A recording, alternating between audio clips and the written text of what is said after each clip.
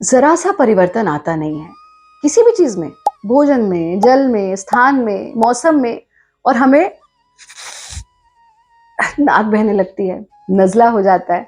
आपको भी ऐसा होता है तो आज का एपिसोड अंत तक जरूर देखें, क्योंकि आपकी समस्या का समाधान आज के एपिसोड में टिका हुआ है।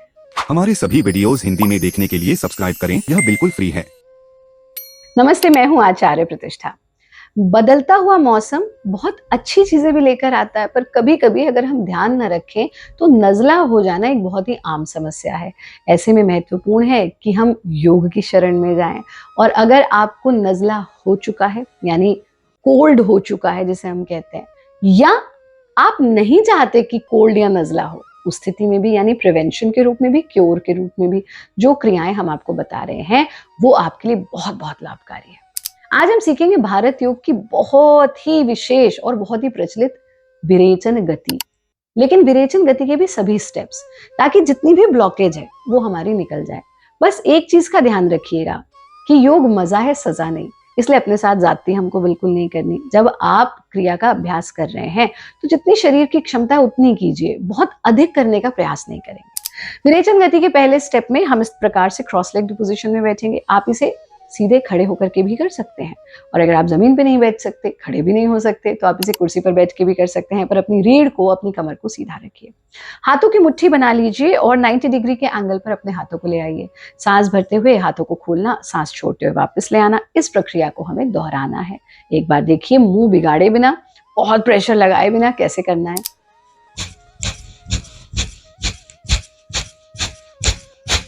ऐसा कम से कम 25 बार कीजिए। 25वां सांस पूरा बाहर छोड़कर दोनों हाथों को खोलकर,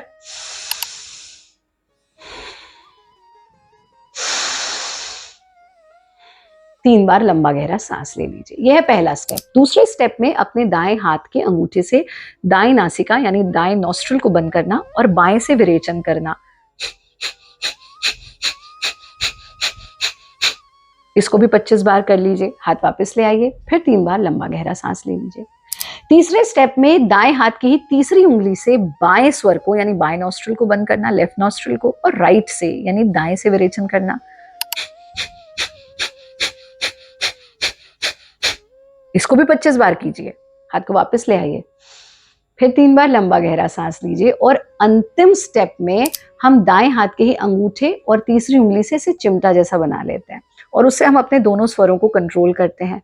पहले आप बाएं से सांस छोड़ेंगे, फिर दाएं से छोड़ेंगे। फोर्सफुल एक्सलेशन होगा। सांस लेने की जो प्रक्रिया है वो इतनी सूक्ष्म होगी कि पता ही नहीं चलेगा हमने कब बीच में सांस ले लिया। एक बार देखिए।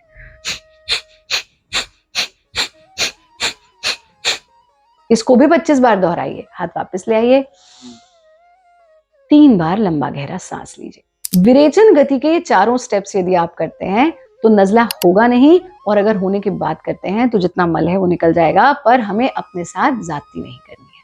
रुमाल लीजिए, जो जो मल निकल रहा है उसे साफ करते रहिए। दूसरा काम आप ये करेंगे कि रात्रि में सोने से पहले भगोने में पानी लीजिए, उसमें थोड़ा अजवाइन डालिए और उसको उबलने दीजिए, और फिर ऐसे टॉवल लेकर के उसकी स्टीम लीजिए, जितनी गहरी ले सकते हैं, तो जितना भी जमा मल है वो निकल जाएगा। गुनगुना पानी पीजिए। हमारा कार्यक्रम देखते रहिए। स्वस्थ रहें, मस्त रहें, व्यस्त रहें और किसी परेशानी से नहीं त्रस्त रहें।